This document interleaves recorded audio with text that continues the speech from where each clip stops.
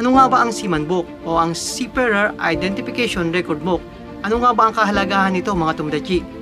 Bakit ba mahalaga ang Seaman Book?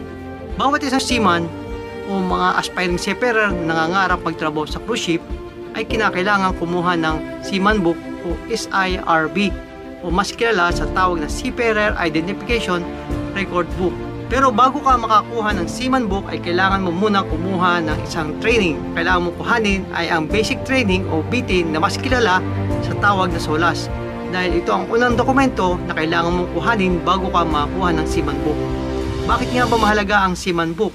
Dahil ang Seaman Book, ito ang gagamitin natin na isang dokumento sa paglabas at pagpasok sa isang bansa. Dito rin makikita ang iyong record sa pagtatrabaho sa cruise ship. Kaya hanggat maaari mga tomodachi ay iwasan natin makipag-away o magkaroon ng hindi pagkakaunawaan sa loob ng barko. Hanggat maaari mga tomodachi ay iwasan natin na matatakan o malagyan ng hindi ka nais-nais na komento ang ating Seaman Book. Pwedeng maging dahilan ito upang hindi ka na muling makabalik sa cruise ship.